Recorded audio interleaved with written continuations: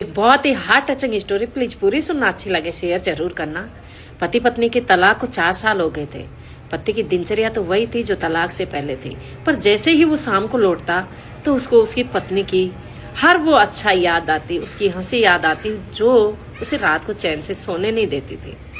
एक दिन वो ऑफिस से लौट रहा था, तभी एक सड़क किनारे फटे हुए कपड़ों में एक बेबस औरत बैठी हुई दिखी। तो वो उस औरत के पास जाकर बोला, क्या आपको हेल्प की जरूरत है? तभी उस औरत ने चेहरा ऊपर किया तो वो धक्क रह गया देखकर।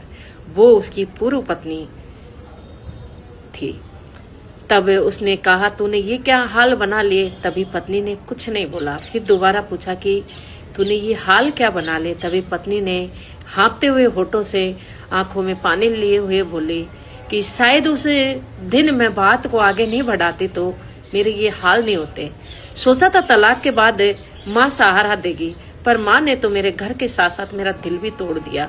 हद तो उस दिन हो गई कि माँ ने कहा, तू मेरे ऊपर बोझ है, निकल जा मेरे घर से। और मेरी शादी की हर यादें तोड़ दी और मेरे को उस कमरे से भी बाहर निकाल दिया।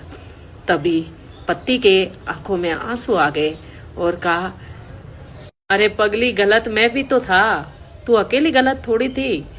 शायद उस दिन मैं चुप रह जाता तो न तो तुझे दिन देखने पड़ते, नहीं मुझे ये दिन देखने पड़ते। मैं तेरे बिना अधूरा हूं, मैं भी चैन से नहीं रह रहा हूं।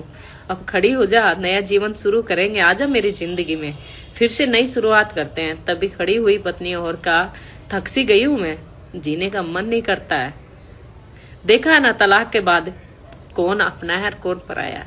पति के बिना एक औरत अधूरी है।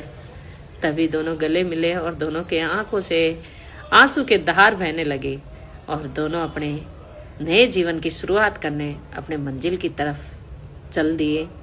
और वो घर फिर से वही खुशियों की लहर दौड़ गई उस घर में। मैं कहना चाहती हूँ कि पति के बिना पत्नी अधूरी होती है।